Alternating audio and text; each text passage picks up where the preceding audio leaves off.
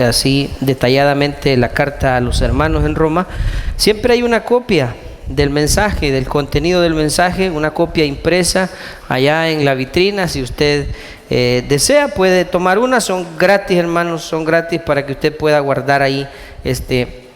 Son anotaciones, podemos llamarlo, ¿verdad? Un bosquejo, una explicación del contenido del estudio para que usted futuras consultas, o si usted quiere compartir con otras personas, usted tenga la información de dónde echar mano para poder también instruir a otros.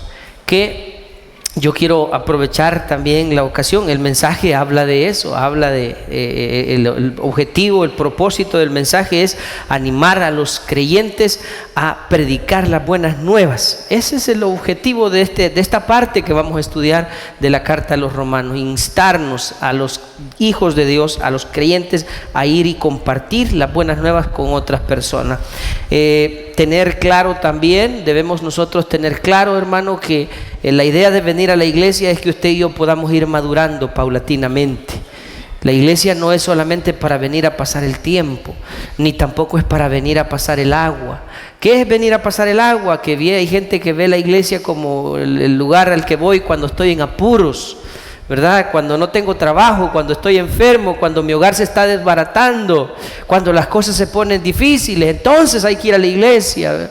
Cuando el marido agarró zumba, entonces vamos a la iglesia. O cuando anda con otra mujer, entonces hay que ir a la iglesia. Cuando el muchacho anda en la calle metido en problemas. No, hermano, la iglesia es el lugar al que usted y yo debemos venir a crecer y a madurar. Y todas esas demás cosas Dios las irá resolviendo en la medida en que usted y yo caminamos de su mano.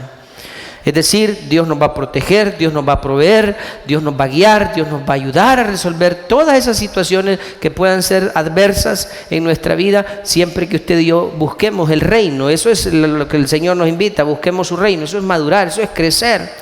Y algunas veces lo que a nosotros nos hace falta es un poquito de ánimo. Y ahí el Señor dice también, ¿verdad?, que cada uno es responsable de avivar el fuego. Eso le dijo Pablo a Timoteo, ¿no? ¿Recuerda esas palabras? ¿Las recuerda? Le dijo Pablo: por lo cual te aconsejo, le dice, que avives el fuego del don de Dios que está en ti. Es decir, que ahí en usted hay fuego, aunque usted no lo crea. A lo mejor algunos solo ven ya la ceniza, ¿verdad? Pero debajo de esas cenizas, ahí están las brasas encendidas. Solo hace falta soplar un poquito. Ya se recuerda usted cuando cocinaba con leña, que a veces para el fuego parecía apagado, pero era que estaba cubierta la brasa por ceniza. Pero al soplar volaba el gran cenicero, pero se veía ahí los tizoncitos, las brasas encendidas, ¿verdad? Entonces así es nuestra vida espiritual. Algunas veces parece que nos estamos apagando, pero el fuego de Dios está en nosotros, hermano. Por eso Dios nos manda a avivar el fuego, ¿verdad? Y ahí es donde debemos decirle al Señor: Señor, lléneme de su espíritu, sople en mi vida, Señor, avive el fuego que hay en mí.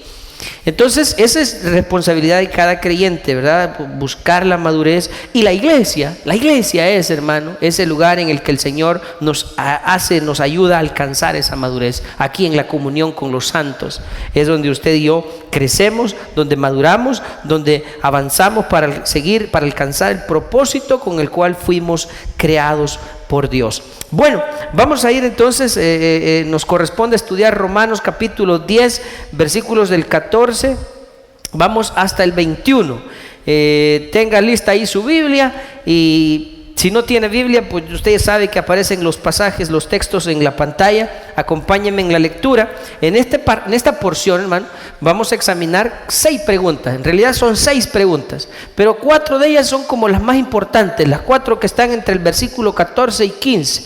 Una serie de preguntas que están planteadas en una forma, ¿cómo se dice? Están a la inversa, en un orden inverso a la lógica, pero nosotros les vamos a poner el sentido correcto y vamos a darnos cuenta de cómo la soberanía de Dios tiene que ver en todo nuestro caminar y en nuestra salvación también, en nuestro llamado, ese llamado eficaz con el que el Señor nos ha llamado, cómo Dios está involucrado en todo, absolutamente en todo, del hecho de que usted y yo hayamos alcanzado salvación.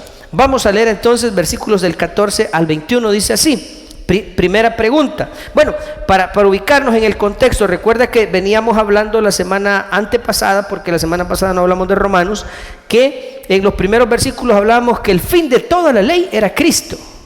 Toda la Escritura apunta a una sola dirección, y es a Jesús. Toda la Biblia, y ese fue el error de los judíos se extraviaron, perdieron de vista cuál era el fin de la ley. Ellos creyeron que el fin de la ley era el que ellos se salvaran. No, el fin de la ley era señalarles a Cristo para que creyeran en Cristo y de esa manera alcanzaran salvación. En el versículo 13 la palabra es: porque todo aquel que invocara el nombre del Señor será salvo. Esa es la finalidad de la Biblia, que nosotros conozcamos a Dios, conozcamos a Jesucristo y podamos alcanzar salvación en Él. Ahora vienen las preguntas claves. Versículo 14. Pregunta 1: ¿cómo pues invocarán a aquel en el cual no han creído? ¿Cómo van a invocarle? ¿Y cómo creerán en aquel de quien no han oído? ¿Y cómo oirán sin haber quien les predique? Cuarta pregunta: ¿y cómo predicarán si no fueren enviados? Como está escrito: cuán hermosos son los pies de los que anuncian la paz, de los que anuncian buenas nuevas. Mas esta es una verdad triste. El versículo 16 es una verdad triste. Dice: mas no todos obedecieron al Evangelio. Pues Isaías dice: Señor, ¿quién ha creído a nuestro anuncio? Así que la fe es por el oír, y el oír por la palabra de Dios. Pero digo, ¿no han oído? Antes bien, por toda la tierra ha salido la voz de ellos, y hasta los fines de la tierra sus palabras. También digo, ¿no ha conocido esto Israel? Primeramente Moisés dice: yo os provocaré a celos con un pueblo que no es pueblo, con pueblo insensato os provocaré a ira. E Isaías dice resueltamente: fui hallado de los que no me buscaban, me manifesté a los que no preguntaban por mí.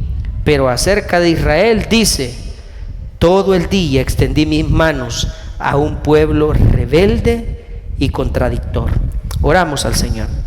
Padre nuestro, en este momento te suplicamos en el nombre de Jesús que con estas palabras, Señor, nos instruyas, con ellas edifiques nuestras vidas, Señor, y nos ayudes a crecer, mi Dios, nos ayudes a madurar como hijos tuyos, mi Dios. Estamos aquí para cumplir una misión. Ayúdanos, Señor, a entenderla. Ayúdanos también, Señor, a darnos cuenta que todo en nuestra vida gira alrededor de nuestro Señor Jesucristo, Señor. Nuestra provisión, nuestra protección, nuestra realización y todo lo que nosotros buscamos, Señor, en la vida, todo gira alrededor de nuestro Señor Jesucristo. Ayúdanos a entender esa verdad, Señor, y a darle al Evangelio, a darte a ti, Señor, la importancia, la relevancia que tú, Señor, te mereces, a ponerte a ti, Señor, en primer lugar de todo. Señor, que estar aquí no obedezca únicamente a preocupaciones humanas, que el estar aquí, Señor, responda a un amor genuino, a un amor sincero, mi Dios, de parte nuestra hacia ti. Padre, yo te quiero pedir esta noche que quites de nuestras mentes todo aquello que pueda distraernos, Señor, esos pensamientos que nos roban, Señor, la bendición de entender tu palabra, esos pensamientos que nos roban la paz, Señor, que no nos permiten estar atentos. Señor, yo te pido que tú quites de nuestras mentes todos esos pensamientos distractores, Señor, y que ahora tomes control, Espíritu Santo, de nuestras vidas, tomes control de nuestros pensamientos y que nos edifiques en esta hora. Gracias te doy, Señor. Yo oro para que tu palabra haya cabida en nosotros, para que la entendamos, Señor. Ilumínanos, Espíritu Santo, para que podamos entender tu palabra y también para que la llevemos a la práctica, Señor. Gracias te doy esta noche, Señor. Yo me pongo en tus manos, te ruego que me uses y, como siempre, Señor, te damos a ti toda la gloria y toda la honra, porque solo tú eres digno, Señor. En el nombre de Jesucristo nuestro Señor oramos. Amén. Muy bien. Las 4 primeras preguntas que están entre el versículo 14 y 15 están en un orden inverso, porque la lógica tendría que ser como alguien, pues para llevar el orden lógico de las cosas, ¿verdad? Porque empieza diciendo cómo alguien puede invocar a aquel de quien en quien no ha creído. Y dice esa pregunta partiendo de lo que el versículo 13 afirma, que todo el que invocare el nombre del Señor será salvo. Pero invocar el nombre del Señor, hay algo que es imprescindible para invocar el nombre del Señor. Y cuando hablamos de invocar el nombre del Señor, no nos estamos refiriendo como aquellas invocaciones de momentos de angustia. Esas invocaciones, por ejemplo, cuando hay un terremoto y usted está dentro de un edificio de 5 pisos y está en la 5ª planta y comienza a sacudirse la tierra. ¿Cuál es la expresión de las personas? Aunque no crean en Dios, aunque sean ateos, ¿qué dicen? ¡Dios mío! ¿Verdad? Cuando ve que se da cuenta, usted se entera que el microbús no lleva frenos, ¿qué dice usted? Cuando ve que van asaltando el microbús, ¿cuáles son sus expresiones? Líbrame, Señor, ¿verdad? O sea, es decir, cuando vemos nosotros el peligro, la adversidad, entonces en esos momentos mucha gente exclama el nombre de Dios. Pero no es a ese tipo de invocación a la que la Biblia se refiere cuando dice que todo el que invocar el nombre del Señor será salvo. Cuando el Señor dice esas palabras, se refiere a que todo aquel que reconoce públicamente que Jesucristo es Dios, todo el que reconozca eso será salvo. Eso significa invocar el nombre del Señor. Todo aquel que reconozca a Jesús delante de los hombres, que reconozca que Él es Dios, todo el que lo reconozca será salvo. Y hay diferentes maneras de reconocerlo. Una de ellas, y bien peculiar, que yo siempre menciono cuando hago alusión al hecho de que no hay una oración única para rendirle nuestras vidas a Cristo, es decir, que no es malo la oración que nosotros conocemos comúnmente de Señor, yo te recibo hoy, no es malo, no digo que es malo, pero no es la única forma en que una persona puede invocar el nombre del Señor. No es la única manera en que alguien puede expresar su fe en Jesucristo. Y yo le pongo el ejemplo: el malhechor que estaba crucificado al lado del Señor en el mismo momento de la muerte de Jesús, dígame, ¿cuáles fueron las palabras que este hombre dijo y que expresaron su fe en el Señor? ¿Las recuerda? ¿Cuáles fueron? Todo lo que él dijo fue: acuérdate de mí cuando vengas. Y eso le bastó a este hombre para alcanzar salvación. ¿Sí o no? Sí. Y no dijo yo te recibo. O sea, digo, no es que esté malo, pero dije que no es la única forma de expresar nuestra fe en el Señor y de invocar el nombre del Señor. Ahora, examinemos las palabras de aquel malhechor. Lo único que dijo fue: acuérdate de mí. Eso no tiene nada que ver con su fe. Cuando vengas en tú. O sea, al decir cuando vengas en tu reino, analice lo que este hombre estaba diciendo. Jesús estaba muriendo. ¿Usted le diría a un muerto que se acuerde de usted en su reino? Cuando él le dijo acuérdate de mí cuando vengas en tu reino, lo que le estaba diciendo en otras palabras es: yo creo que tú eres Dios y yo creo que tú vas a reinar eternamente. Y yo quiero estar en ese pueblo que tú vas a reinar. Yo quiero ser de tus seguidores. Eso le dijo. Y con esa fe que él expresó en esas palabras, fue suficiente para que Jesús le dijera: tú hoy vas a estar conmigo en el paraíso. Entonces, a ese tipo de invocaciones es a los que se refiere la Escritura cuando dice que todo aquel que invocar el nombre del Señor será salvo. Pero como una persona, y aquí viene la pregunta clave: ¿cómo? 4 veces dice cómo entre el 14 y el 15. ¿Cómo? Dando a entender o indicando que ninguna de esas cosas, ni invocar, ni creer, ni oír, ni predicar, es posible sin la intervención divina. Ninguna de esas cosas puede ser posible si Dios no está de por medio. Nadie puede invocarle, nadie puede creer, nadie puede oír y nadie puede predicar si Dios no está detrás de todo eso. Por eso él dice: ¿y cómo creerán?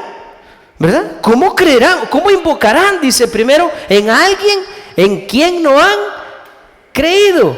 Partiendo de lo que dice el 13, ¿verdad? Que todo el que invocare. Pero ¿cómo van a invocar si no creen en él? Primer problema, ¿verdad? ¿Cómo puede alguien invocar a alguien en quien no dice el 14, en quien no cree. Es decir, que para invocar al Señor es indispensable haber creído en Él. ¿Me entiende lo que le quiero decir? Es una invocación diferente al Dios mío. Ay Dios, líbrame de esto. No es eso. Es una invocación que tiene como requisito indispensable la fe. Esa fe que también es un don que Dios nos da para que creamos en Él. Esa fe que hace que nuestras palabras tengan un significado distinto al simple hecho de decir el colocho, papachús. ¿Me entiende? Esa fe que hace que nuestra invocación a Dios realmente haga la diferencia entre la vida y la muerte. Esa fe es imprescindible para poder invocar el nombre del Señor. Entonces, para que una persona invoque el nombre del Señor, primero tiene que estar convencido en su corazón, tiene que estar persuadido en su corazón de que Dios existe y que Él le puede librar de todo. Eso es. Ahora, llevamos una cosa, nos lleva a otra, ok. Para poder invocar al Señor es necesario tener fe en Él, es necesario creer en Él, pero, y para creer en Él hay otro requisito, y dice, ¿y cómo creerán en aquel, dice en el verso 14, de quien no han oído? Si yo no puedo creer, hay países allá en Occidente, no, en Oriente, donde aún hay personas que nunca han oído hablar de la Biblia, ni de Jehová o de Jesús. Hay países y hay personas en el mundo que nunca han oído hablar de Él. ¿Cómo pueden creer en Él si nunca han oído hablar de Él? Eso es lo que plantea esta siguiente pregunta. ¿Cómo creerán en aquel de quien no han oído? Para que una persona pueda creer es necesario, para que una persona pueda tener una experiencia personal con Dios, tiene que conocerlo. Y para conocerlo, solamente podemos conocer a Dios a través de su palabra. Bueno, no solamente, digo, la manera más segura, la manera más efectiva por medio de la cual Dios nos da su conocimiento es a través de la palabra de Dios. Digo, no solamente, corrijo esa frase, porque hay otra forma en la que Dios se revela en nuestras vidas también, que no es la forma, solamente es para que tengamos ese primer acercamiento, porque luego de ese primer acercamiento Dios nos da su palabra para que nosotros prosigamos en conocerle hasta tener un conocimiento pleno de Él. Entonces es la segunda pregunta, es decir, ¿cómo alguien puede invocarle si no cree en Él? ¿Y cómo puede creer en Él si no le conoce? Y para conocerle es indispensable conocerlo a través de las Escrituras. Viene la tercera pregunta y en el verso 14 siempre. ¿Y cómo dice? Oirán, ¿verdad? Porque para creer es necesario haber oído de Él. ¿Y cómo oirán sin haber quien les predique? Es decir, ninguna persona puede oír sin que alguien le predique el evangelio del Señor. ¿Cómo van a oír? ¿Cómo podemos decir, mire, usted ya ha oído hablar de Jesús? No, si nadie me ha predicado. Bendito sea Dios, porque en este país por todos lados se predica el evangelio. ¿Está de acuerdo conmigo? Fui yo el otro día, estoy yendo en esos ágiles procesos del Seguro Social, ¿verdad? ¿Se acuerdan que hace meses les conté que tenía unos problemas ahí con los riñones, verdad? Todavía estoy yendo, todavía no me han visto, todavía estoy yendo. Tengo la esperanza que algún día voy a pasar con el médico antes de morirme. Entonces, ya fui un par de veces al Hospital General, al Hospital de Especialidades del Seguro Social. En las mañanas he ido y siempre que están las largas filas, porque es característico del seguro, ¿verdad? Filas de 300 personas ahí. Ya voy a pasar, digo yo. Y ahí, siempre que he ido, está un señor ahí predicándole. La gente no le pone atención en lo absoluto, porque la gente no le hace caso. La gente anda en su propio rollo, que larga la cola a saber a qué hora voy a salir de aquí, porque la gente en sus problemas de enfermedad anda en otro mundo, pues. Pero ahí está un señor, al menos las veces que he ido, ahí está un señor siempre predicando. Usted examina el dial de radio de nuestro país en FM o en AM y se va a encontrar una cantidad increíble de radios, estaciones cristianas. ¿Sí o no? En televisión, señal abierta, hay canales cristianos. En cable, hay más canales cristianos. Y en este país, hermano, si casi en cada cuadra hay una iglesia. ¿No se ha percatado usted de eso? ¿No se ha dado cuenta usted de eso? Aquí atrás, a una cuadra, hay una iglesia. No recuerdo cómo es que se llama. ¿Cómo se llama? ¿Príncipe de Paz? No sé cómo se llama, pero ahí a la par de la escuelita, pues vaya, hay una iglesia. Aquí a una cuadra, a la salida de Jardines, hay otra iglesia. Un poquito más abajo está otra iglesia. A la vuelta está la otra iglesia, el Nazareno. Allá abajo, a la salida del Saite, está otra iglesia. Ahí más arriba, como a media cuadra, hay otra iglesia. Otro poquito, y ahí le puedo ir contando cuántas iglesias hay en este país. Y así esto no es solo Zaragoza. No, ¿sí o no? ¿Estoy en lo cierto? Es decir, que en este país, digo, es una bendición que tenemos que por todos lados se predica el Evangelio de Jesucristo. Ahora, aquí viene una pregunta clave para nosotros. Hermano, mire, si eso que usted dice es verdad, canales de televisión, estaciones de radio, iglesias por todos lados, hermano, y con tanta predicación del Evangelio, ¿cómo es que vivimos en uno de los países más violentos del mundo? ¿Cómo es? ¿Cómo es que si se predica tanto el Evangelio de Jesús, nos estamos matando? Si esto es una carnicería, hombre. O no me diga que a usted cuando sale a trabajar no le da cierto temor, más a ver si voy a regresar. Dígame, todos los salvadoreños estamos expuestos aquí todo el tiempo. Hoy en ningún lado está usted seguro. Si usted ve en el bus y se sube alguien a asaltar, mire cuánta gente matan en los autobuses y microbuses hoy en día, ¿verdad? O sea, es una situación crítica. Ahora, digo, ¿cómo es que si se predica tanto la palabra, hay tanta maldad en este país, tanta pobreza, tanta miseria? Y cuando hablo de miseria no solo hablo de la escasez económica, hablo de la miseria moral que vivimos en este país, hablo de la miseria espiritual en la que vivimos nosotros, y a eso acompañado de otras calamidades también. Entonces llegamos a la conclusión que el simple hecho de predicar el Evangelio no cambia a las personas. Que en efecto, y vamos a llegar a eso, que la fe viene por oír la palabra, sí, pero hay mucha gente que oye y no cree. Oyen, como dice la Biblia, pesadamente. Oyen por oír. ¿Y qué pasó con qué hizo la Biblia en tu vida? ¿No? ¿Y qué fuiste a leer? A sacar el carnet. ¿Ha visto usted? ¿Ah? ¿A qué fue? A sacar el carnet. ¿Y de qué hablaron? No sé, yo oí que estaba diciendo el Alfredo ahí que vivimos en el país más violento, solo eso le oí. Y yo dije amén. Entonces, porque no oímos acompañados de fe.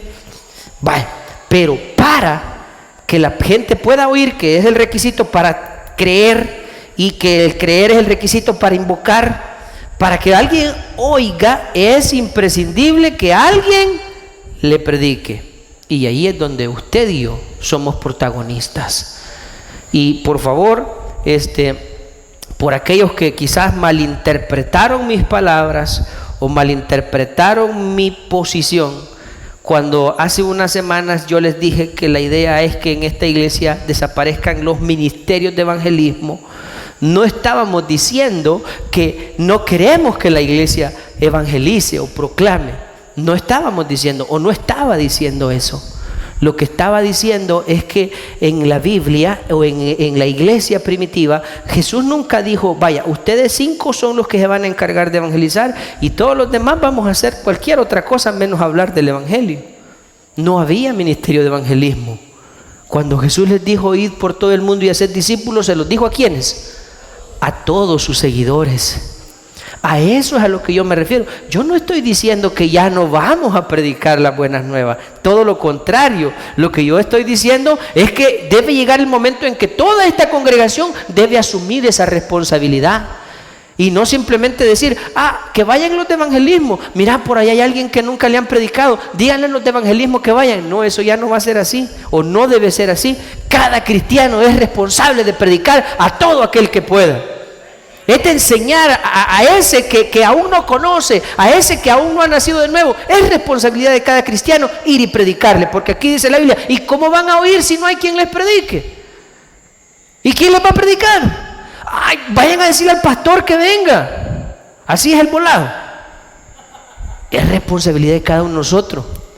Yo le voy a decir así con mucho cariño, no se me vaya a molestar hoy. Hay algunos de ustedes que no se animan a predicar por una razón: porque no saben qué decir. ¿Y qué le digo, pues? ¿Y qué le digo, pues? ¿Y de qué le hablo? ¿Qué le digo? Ayúdate que te ayudaré, hermano. Yo le voy a recordar aquel versículo que dice: a Dios orando y con el mazo dando. ¿Me entiende? Hay personas que no se atreven a hablarle a otro del evangelio porque de lo único que se acuerdan es de aquellas cositas que aparecen en el Facebook. ¿Sí? De las imágenes que aparecen en el Facebook, ¿verdad? Entonces, ¿cómo van a hablarle así a alguien? Para eso es necesario que conozcamos a Dios a través de la palabra. Y como, por supuesto, nuestra idiosincrasia es de que somos bien cómodos y que no nos gusta. A mí me gusta ir a la iglesia, pero porque yo quiero recibir milagro, bendición, protección, esto. Pero nunca estoy pensando, yo quiero ir a la iglesia porque quiero crecer para ser de bendición para otros. Eso es lo que a nosotros nos ha faltado. Y yo, de alguna manera, soy consciente de que al oír estas cosas, como le pasó a Jesús, que cuando les decía ciertas cosas a algunos no les gustaban. Y el evangelio se les empezó a volver así un poquito, como dijéramos, pesado. Ya esas cosas que dicen, ya no me dan ganas de ir a oír. Porque a veces cuando las cosas que oímos nos digamos que son para nosotros un reto, un desafío, una responsabilidad, preferimos evadirlas. Pero aquí hay algo que tiene que ver con nosotros. Y decía, debemos tomar conciencia que para que una persona oiga, tenga fe, pueda invocar el nombre del Señor y de esa manera ser salvo, necesita oír. Y para que alguien oiga, otra persona tiene que predicarle. Eso dice el versículo 14. ¿Y cómo oirán sin haber quien les predique? Y en el 15. ¿Y cómo predicarán? Dice, si no fueren. Aquí llegamos al punto donde el origen de todo es el Señor. Si quiere, hoy démosle vuelta al orden de las preguntas. Comencemos. Primero vamos a poner el orden que plantea la Biblia. Lo primero que dice en el versículo 13 es que para que alguien sea salvo, ¿qué tiene que hacer? Invocar. De atrás hacia adelante. Invocar. Pero para invocar, ¿qué es necesario? Creer, decíamos. Porque nadie puede invocar el nombre del Señor si no cree en Él. Y para creer, ¿qué se necesita? Oído. O sea, primero allá, el que invoca es salvo, pero para invocar tiene que creer, y para creer tiene que oír, y para oír, ¿qué se necesita? Que alguien le predique. Y para que alguien predique, ¿qué se necesita? Que alguien lo envíe. O sea que Dios hace así, mire, para salvar a alguien, Dios hace lo siguiente. Dice, Dios quiere salvar al hermano Chacón. Entonces, ¿qué va a hacer Dios para salvar al hermano Chacón? Va a enviar a alguien a que le predique. Y le va a ir a predicar al hermano Chacón, y el hermano Chacón va a oír. Y por oír va a creer. Y al creer va a invocar el nombre del Señor. Y al invocar el nombre del Señor será salvo. ¿Entiende lo que estoy diciendo? Entonces Dios nos va a usar a todos nosotros y nos va a enviar. ¿A qué, hermanos? A chambrear. ¿A qué nos va a enviar? A criticar. Nos va a enviar a condenar. ¿A qué nos va a enviar el Señor? A predicar las buenas nuevas. Por eso es que dice ahí en el versículo 15 de la Biblia, por eso dice, cuán hermosos son los pies de los que anuncian los chambres. No, digo, de los que anuncian la paz delante de los ojos de Dios. Mire, mis pies pueden ser feos quizás. Aquí les cuento a ustedes un secreto. Yo sé que ustedes no se lo van a decir a nadie. Ustedes son bien discretos. Cuando yo estaba pequeño, tuve un problema de enfermedad en mis pies bien grave. Yo tuve hongos, pero una de gravedad al punto que yo no podía ni caminar. Una cosa de esas que de verdad daban miedo ver mis piecitos cuando tenía ahí por los 5, 6, 7 años quizá. Unos dedos amorfos. Me avergonzaba que me los vieran. Sí, cabezones, no se vayan, no, le digo la verdad, cabezones de pus. Sí, llagas por todos lados. Si alguien ha tenido, sabrá qué es eso, ¿eh? Y recuerdo que cuando me curaban con onguina, no sé si usted se acuerda de la onguina, y yo chiquitillo, eran unos gritos que daba. Y me acuerdo que ponían a Dani sopla con un cartón, Dani, ¡purate, mono!, le decía yo, porque el gran chillada cada vez que me curaban. Las uñas se me hicieron horribles, así como que eran palo podrido.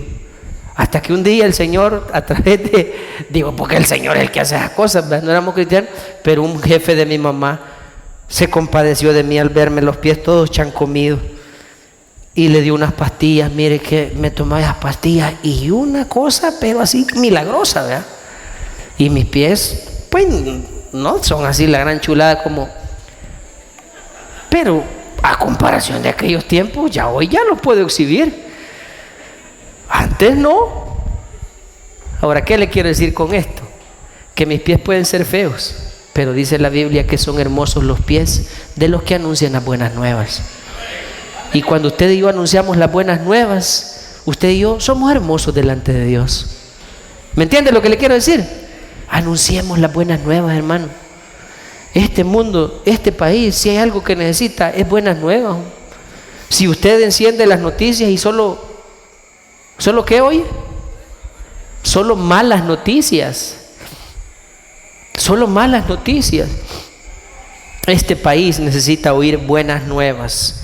Así es que yo le invito a usted a que cumplamos esa tarea de ir y predicar las buenas nuevas. Dice, cuán hermosos son los pies de los que anuncian las buenas nuevas, dice. Ahora, una verdad que usted y yo no debemos obviar también es que no todos van a creer. Dice el versículo 15 que aunque usted y yo vamos y les prediquemos, hay algunos que no creerán. Versículo 16 es, ¿verdad? Mas no todos, dice, obedecieron al evangelio. Quiero mostrarle algo que está en 1 Corintios capítulo 1 del 21 al 24. Ese pasaje quiero mostrárselo porque hay algunos detalles bien reveladores acerca de lo que estamos hablando. 1 Corintios capítulo 1 del 21 al 24. ¿Lo tiene? Dice ahí, mire, pues ya que en la sabiduría de Dios, diga conmigo, la sabiduría de Dios. Eso es lo que a muchos nos cuesta entender, que nosotros queremos entender a Dios con la sabiduría humana, pero las cosas que Dios hace no necesariamente nosotros tienen que tener sentido para nosotros. La sabiduría de Dios excede por mucho a la nuestra, hermano. Amén. Entonces dice la Biblia que en la sabiduría de Dios, alguien dirá, ¿y por qué Dios quiso que la gente lo conociera a través del evangelio? ¿Por qué no Dios mejor hizo de alguna manera que hubiese algo en nosotros y que automáticamente entonces todos creyéramos en Él? ¿Por qué no hizo eso Dios? Mire, eso no se lo pregunte, porque Dios le plació y en su sabiduría Él quiso que fuera de esta manera. Dice ahí, pues ya que en la sabiduría de Dios el mundo no conoció a Dios mediante ¿qué, hermano? O sea que a Dios no lo podemos conocer a través de la sabiduría. Agradó a Dios salvar a los creyentes, ¿por qué? Por la locura de la predicación. Así le agradó a Dios.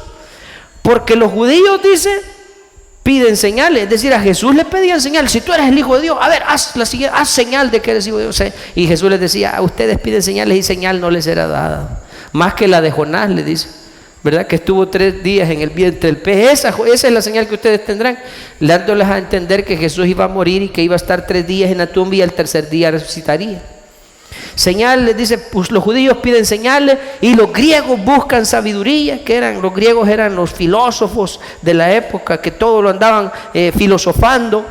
Pero nosotros, dice Pablo, predicamos, o sea, ¿qué es lo que se debe dedicar la iglesia? A predicar a Cristo crucificado. Para los judíos esto, es decir, para el evangelio, la buena nueva, para los judíos es tropezadero. Para ellos es algo en lo que no creen, algo que les parece absurdo, es tropezadero. Para los gentiles es locura, es decir, para el inconverso hablarle del evangelio, esa es una locura, es perder el tiempo andar en las iglesias, esa es una locura. Mas para los, ¿quiénes, hermano? ¿Para quiénes? ¿Y usted qué es?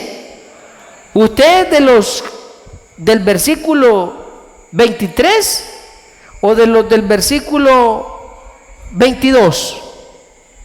En el 22 están los judíos que piden señales y los griegos que buscan sabiduría. Pero dice, para los judíos es tropezadero el evangelio y para los gentiles es locura. Mas para los llamados, ojo, para los llamados, Cristo dice, ¿de dónde estoy? En el 24, ¿verdad? Mas para los llamados, así judíos como griegos, es decir, no importa que sean judíos o gentiles, Cristo es poder de Dios y sabiduría de Dios. ¿Para quiénes? Para los llamados. Para los llamados. O sea, como dice la Biblia, que muchos son llamados y pocos los escogidos. Pero nosotros que hemos sido escogidos por Dios, los llamados por el Señor, a nosotros cuando el evangelio nos llega, ¿en qué se convierte el evangelio para nosotros? Para nosotros no es locura, ¿verdad que no? Ni tampoco es tropezadero, ¿verdad que no? Para nosotros Cristo es poder de Dios, sabiduría de Dios. Entonces, esa es la gran diferencia y por lo cual nosotros no nos cansamos de predicar, aunque hay algunos que, como dice aquí, que los judíos lo consideran un tropezadero y los gentiles lo consideran locura. Hay algunos que dice allá Romanos, volviendo a Romanos 10, 16, mas no todos obedecieron al evangelio. Pues Isaías dice, Señor, ¿quién ha creído a nuestro anuncio? Dando a entender que lastimosamente Isaías tuvo una visión de lo poco comparado con la cantidad de personas que hay en el mundo, la poca grupo de personas que creerían en él. Isaías tuvo esa visión. Entonces eso demuestra, hermanos, que aunque puede esto sonar así triste y doloroso, la verdad, la Biblia dice, y no, esto no me lo estoy inventando yo. ¿Usted cree que son más las personas que se salvan que las que se condenan? ¿Qué son más, los que se salvan o los que se condenan? ¿Quiénes? Los que se salvan son más que los que se condenan. Y si le digo que la Biblia dice lo contrario, me creería. Lo cual nos convierte a usted y a mí en bienaventurados. Jesús dijo, entrad por la puerta estrecha, porque ancha es la puerta y espacioso el camino que llevan a la condenación. ¿Y qué dijo después? Y muchos, así dijo Jesús, y muchos entran por ella, pero angosta es la puerta y angosto el camino que llevan a la salvación y pocos son los que la hallan. Fueron las palabras de Jesucristo, ¿o no? Esas fueron sus palabras. Entonces Jesús mismo estaba revelando que es más gente la que se condena que la que se salva. Y si usted y yo estamos entre los que se salvan, somos bienaventurados, hermano. ¿No le da gracias a usted, Dios, por eso? Usted se va a pasar la eternidad en la presencia de Dios, hermano. No es cualquier cosa. Si usted está cansado de este mundo en el que vivimos, imagínese que allá no habrá nada de esto. Allá todo será hermoso. Así es que es algo por lo que debemos estar agradecidos. Pero no debemos ser egoístas. Tenemos que ir y anunciarle a otros, porque también hay otros que van a creer en el Señor. Cuando les prediquemos van a creer, algunos sí, otros no, pero eso no nos corresponde a nosotros. Nuestro deber, nuestra responsabilidad es predicarle a toda criatura. ¿Por qué? Dice el versículo 17, así que la fe es por el oír y el oír por la palabra de Dios. La fe que nos lleva al convencimiento más bien la fe que nos lleva a invocar el nombre del Señor, es una fe que se adquiere a través de la doctrina, a través de la palabra de Dios, a través del oír las buenas nuevas de Jesús. Así es como nosotros tenemos la fe, recibimos la fe para alcanzar salvación. Y dice la carta a los Efesios que la salvación que usted y yo tenemos es producto de la gracia de Dios por medio de la fe, y esto no de vosotros, pues es un don de Dios. Así es que hasta esa fe necesaria para salvarse, Dios nos la ha provisto, no es algo nuestro. Dios nos da la fe para que cuando la palabra de Dios es recibida por nosotros, podamos creer en ella. Luego en los versículos 18 y 19 hay dos preguntas y las voy a resumir rápidamente por el tiempo. Ahora, si la Biblia dice que todo el que invoca el nombre del Señor será salvo, y que lo único que se necesita para creer en Él es haber oído la palabra, y que para oír la palabra se necesita que alguien le predique, bueno, y entonces a los israelitas no les predicaron. Le pregunto, ¿les predicaron a los israelitas o no les predicaron? ¿Creyeron o no creyeron? Algunos sí, otros no. Alguien dice que todo Israel fue descalificado. No. ¿De dónde era Pedro? ¿Pedro era judío o no era judío? ¿Juan era judío o no era judío? ¿Mateo era judío o no era judío? ¿Pablo era judío o no era judío? Todos ellos eran judíos, eran israelitas y creyeron en el Evangelio. Entonces no todos lo rechazaron, pero tampoco todos creyeron, pero sí oyeron. Por eso la pregunta del versículo 18 dice, pero digo, o sea, Pablo es como quien dice, hey, pero óigame, yo hago la siguiente pregunta, y estos no han oído, como si ustedes están afirmando que la fe es por el oír, y oír la palabra de Dios, y estos no oyeron, pues, ¿por qué no creyeron? La respuesta al por qué no creyeron lo vamos a ver la próxima semana en el capítulo 11, pero aquí dice algo, pero no han oído, y la respuesta de Pablo es inmediata al decir, claro que sí. Antes bien, dice, por toda la tierra ha salido la voz de ellos. Es decir, Dios ha llenado la tierra de su conocimiento. La naturaleza misma habla de la presencia de Dios. Y ahí le dejo para que usted lea el Salmo 93 del 1 al 5, donde habla de que la naturaleza misma habla y manifiesta la creación y la grandeza de Dios. Entonces, por toda la tierra, dice, ha salido la voz de ellos, hasta los fines de la tierra sus palabras. O sea, la tierra está llena del conocimiento de Dios de alguna manera a través de la creación, pero algunos no la pueden escuchar. Versículo 19, también digo, otra pregunta, ¿no ha conocido esto Israel? Es decir, Israel no conoce el plan de Dios. Y dice Pablo respondiendo la pregunta, primeramente Moisés. ¿Saben qué? Israel no es ignorante, si hasta Moisés les dijo, yo os provocaré a celos con un pueblo que no es pueblo, con un pueblo insensato os provocaré a ira, refiriéndose a los gentiles, a que Dios, si alguien dice que hay por ahí una postura teológica que dice que la iglesia es el paréntesis en el plan de Dios, que la iglesia no estaba contemplada en el plan de Dios, que la iglesia es como un plan B de Dios, porque Israel no creyó en él, así que Dios dijo, bueno, como estos no quieren, voy a ir a experimentar con los gentiles. Hay algunos que plantean eso, pero no es cierto. Desde Génesis, desde siempre nosotros hemos estado en el plan de Dios. No somos un accidente, no somos una casualidad, no somos un plan B de Dios. ¿Se imagina usted a un Dios que anda improvisando en el universo? No sería todopoderoso nuestro Dios. Es desde allá. Y por cierto, creo que este domingo vamos a estudiar el libro de Deuteronomio en el capítulo 32, que no lo terminamos. Ahí está esas palabras que menciona de Moisés cuando dice el Señor, os provocaré a celos con un pueblo que no es pueblo, con un pueblo insensato os provocaré a ira, refiriéndose a los gentiles, que el Señor también se manifestaría y salvaría a gentiles, levantando una descendencia para él de entre los gentiles, además de los israelitas, y con esto él los provocaría a celos. Versículo 20. E Isaías dice resueltamente, también hablando acerca de la elección entre los gentiles, fui hallado de los que no me buscaban, me manifesté a los que no preguntaban por mí. Yo le pregunto a usted, ¿y usted andaba buscando a Dios? ¿Usted andaba buscando a Dios? ¿Quién escogió a quién? Usted escogió a Dios.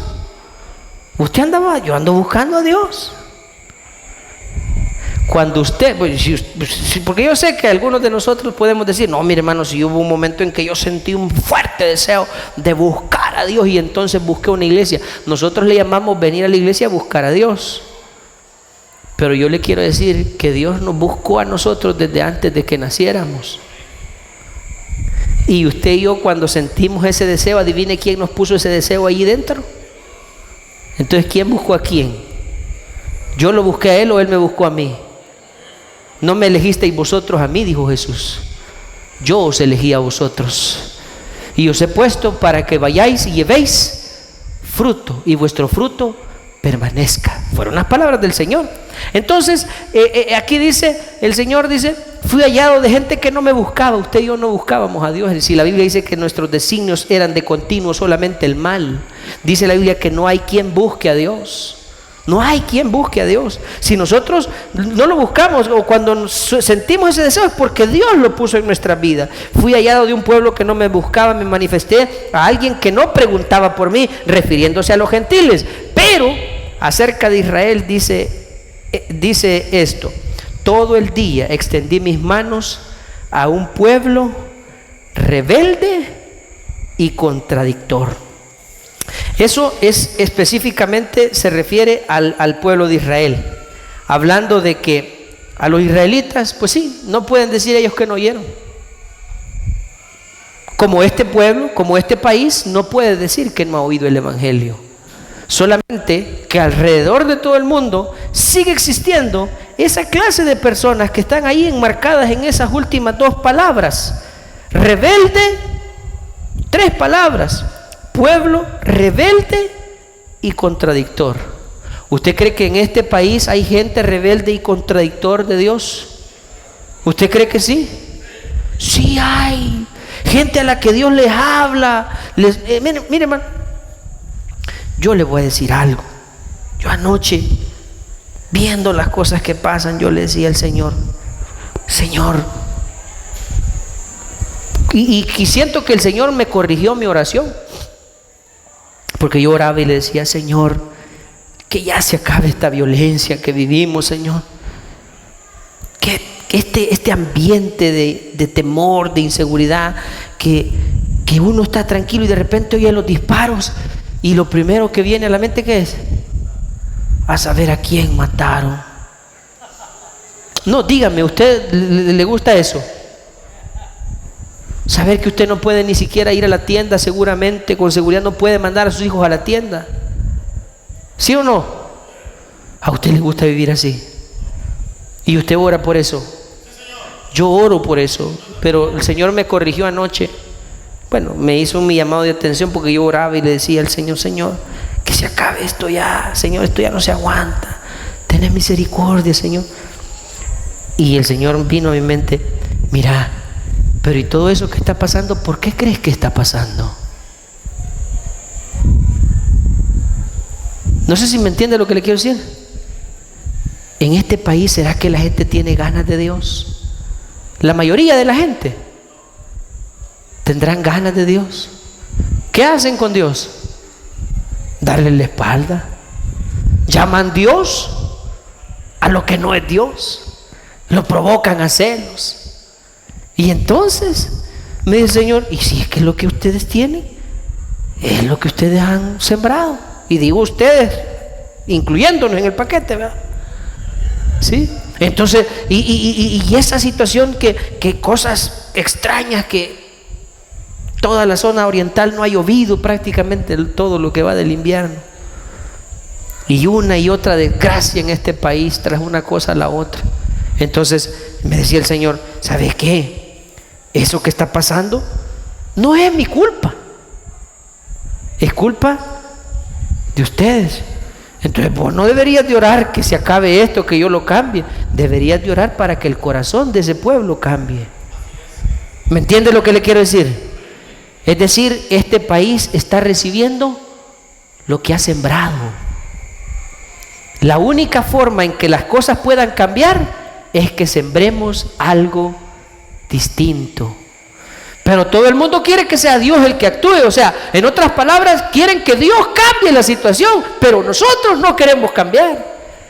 Entonces el Señor me corregía y mi oración debe ser que este pueblo cambie y que empiece cambiando por nuestros gobernantes nefastos que tenemos, ¿sí? De todos los que dirigen este país, desde los líderes religiosos para todos lados. Entonces solo así las cosas van a cambiar. Ahora, mientras tanto, no debemos nosotros obviar que Dios cuida de nosotros, porque a pesar de lo crítica que puedan estar las cosas, Dios los lleva con bien y los trae con bien hasta su casa todos los días. ¿Sí o no? Sí, las cosas están difíciles. Entonces, si queremos orar, hay un pueblo rebelde y contradictor, y lo que nosotros, hermano, y aquí es donde aterrizo el mensaje, nosotros vamos a decir: sí, hermano, tiene razón que esto cambie, pero para que esto cambie hay que ir a predicarle a la gente. Y eso es lo que a ustedes no les gusta hacer. O sea, ustedes, ¿cómo la gente va a cambiar si ya dice, para que invoquen el nombre del Señor, ¿qué necesita? Que crean. Y para que crean, ¿qué necesita? Que oigan. Y para que oigan, ¿qué necesita? Que alguien les predique. Y para que alguien les predique, ¿qué necesita? Que lo envíen. Pues ahora el Señor los envía a todos ustedes, vaya. Ya si no van, entonces ya Dios se va a entender con ustedes. El que tiene oídos para oír, decía Jesús, que oiga. Vamos a orar, hermanos. Señor, te damos gracias por tu palabra, porque a la luz de las Escrituras nos muestra, Señor, tus propósitos, tus designios perfectos y soberanos, Señor. Cosas grandes.